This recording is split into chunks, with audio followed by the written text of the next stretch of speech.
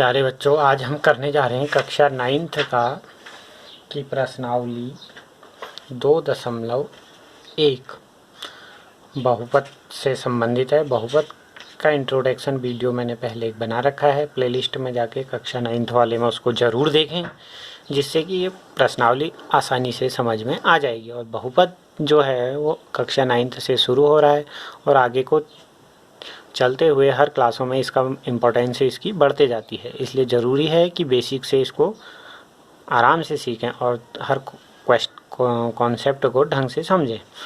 आज देख रहे हैं 2.1 जो प्रश्नावली है उसका पहला प्रश्न कह रहा है, निम्नलिखित व्यंजकों में कौन कौन एक चर में बहुपद हैं और कौन कौन नहीं है।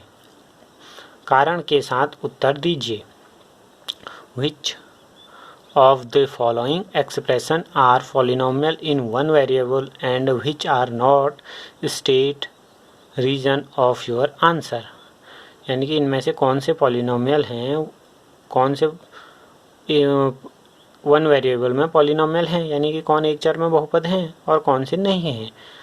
बहुपद क्या होते थे वो इंट्रोडक्शन की वीडियो में हमने बताया था कि ऐसे बीजीय व्यंजक, ऐसे एक्सप्रेशन जिनमें क्या हो, चर राशि की घात धनात्मक होनी चाहिए और पूर्णांक होनी चाहिए। चर राशि की घात यानी कि वेरिएबल की जो पावर होगी वो क्या होगी, पॉजिटिव इंटीजर होनी चाहिए। अब यहाँ पर हम देखते हैं, जैसे पहला वाला 4x² - 3x + 7। चर राशि क्या है, x है। इसमें इस x जो वेरिएबल है इसकी पावर हम देख रहे हैं पॉजिटिव इंटीजर है, यानी कि धनात्मक पूर्णांक है, धनात्मक है, तो इसलिए एक चर में बहुपद है। यह एक चर में बहुपद है, ठीक है। Variable polynomial in one variable. फिर कह रहा हूँ y² + √2 चर राशि यानी कि वेरिएबल y हो गया, इसकी पावर, इसकी घात 2 है जो कि एक धनात्मक पूर्णांक है, पॉजिटिव इंटीजर है, तो इसलिए यह भी एक चर में बहुपद है। यहाँ पर देखें हम 3√t + t√2। 3√t का मतलब क्या हुआ, हम इसको ऐसे भी लिख सकते हैं 3 × t की पावर रूट मतलब एक घात 1/2 धन t√2 ऐसे।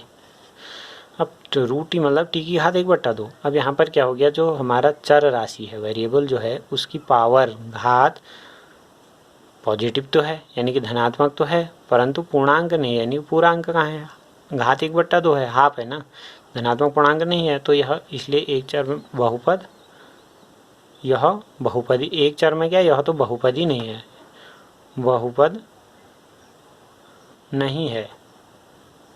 क्यों नहीं है, क्योंकि चर राशि की घात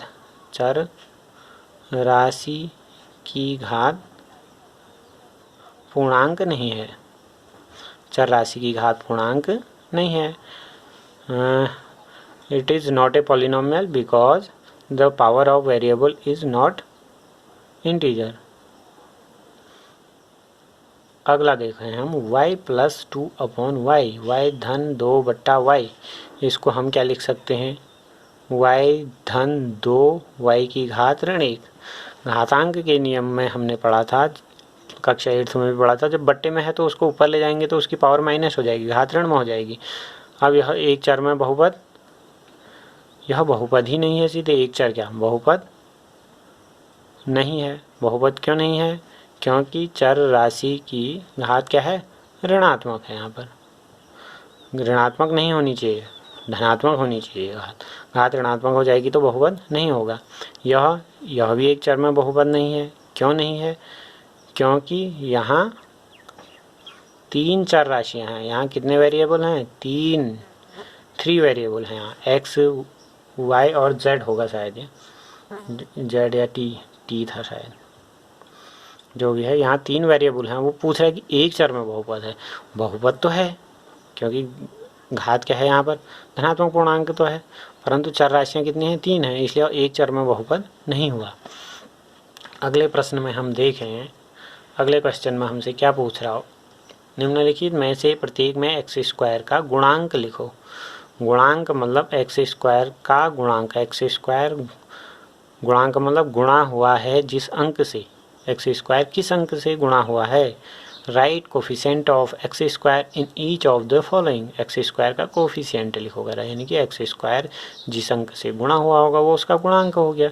यहाँ देखा हम 2 plus x square plus x है, 2 प्लस एक्स, इसको हम ऐसे भी तो कह सकते हैं 2 plus 1 x square plus x, यानी कि जहाँ पर कोई अंक नहीं दिया तो इसका मतलब वहाँ पर गुणांक कितना है, 1 है। तो हम लिख देंगे एक्स स्क्वायर का गुणांक 1 है। Coefficient of x square is 1। अगले में अंक तो कुछ नहीं है, दिख नहीं रहा ना हमको अंक, इसका मतलब होता है जहाँ पर कोई अंक लिखा नहीं है तो इसका मतलब 1 एक्स स्क्वायर है वो।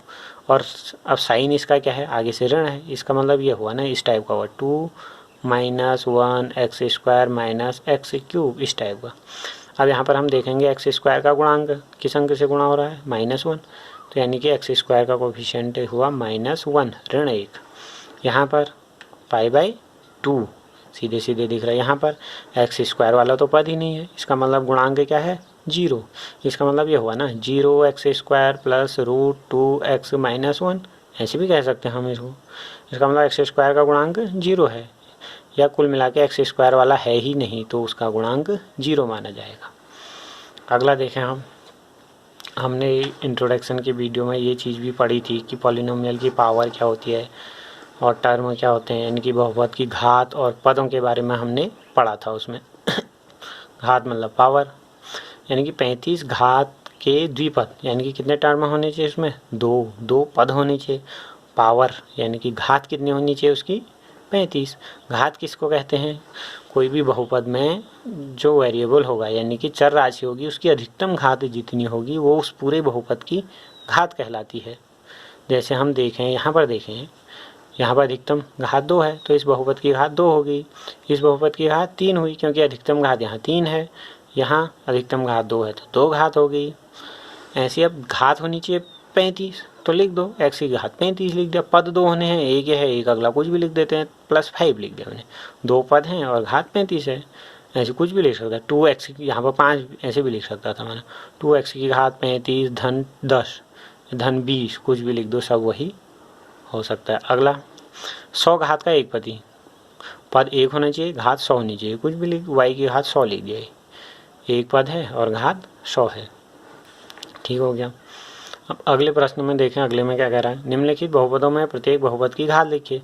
घात कैसे देखना हमने, बहुपद में चर राशि जो है उसकी अधिकतम घात जितनी है वो उस बहुपद की घात कहलाएगी। यहाँ चर राशि x है, x की अधिकतम घात 3 है तो इसकी घात कितनी होगी, 3, यानी कि वो कह रहा है कि right the power of polynomial. Power बहुपद की पावर यानी कि पॉलिनोमियल की पावर क्या हो जाती है, जो हाईएस्ट पावर है, जो वेरिएबल की जो हाईएस्ट पावर है वहाँ पर वो उस पूरे पॉलिनोमियल की पावर कहलाएगी, पूरे बहुपद की घात कहलाएगी। यानी कि यहाँ पर 3 है तो 3, इसकी पावर कितनी हुई, यानी कि यहाँ इस पूरे बहुपद की घात कितनी हुई, 2। घात मतलब पावर कितनी है, 2। यहाँ पर चर राशि वेरिएबल t है, t खाली t लिखा है तो इसका मतलब उसकी घात 1 माना जाएगा, 0 नहीं। घात 1 मतलब तो इसकी घात होगी 1। यहाँ पर इसका मतलब हम इसको ऐसे भी लिख सकते हैं ना, कैसे, 3 × x की पावर 0 लिख सकते हैं। किसी की भी चर राशि की घात 0, कोई भी वेरिएबल है उसकी पावर 0 है तो इसका मान 1 होता है, यानी कि 3 × 1 3। तो यहाँ पर चर राशि कोई है ही नहीं, वेरिएबल है ही नहीं, तो वहाँ पर हमारी घात मानी जाएगी 0 मानी जाएगी। ये मैंने इंट्रोडक्शन वाले वीडियो में 0 घात का बहुपद यानी कि पॉलिनोमियल ऑफ पावर 0 ये चीज़ें कुछ बताई थी। इसलिए ज़रूरी है कि एक्सरसाइज करने से पहले जिसने इंट्रोडक्शन वाला वीडियो नहीं देखा है उसे ज़रूर देखें। धन्यवाद।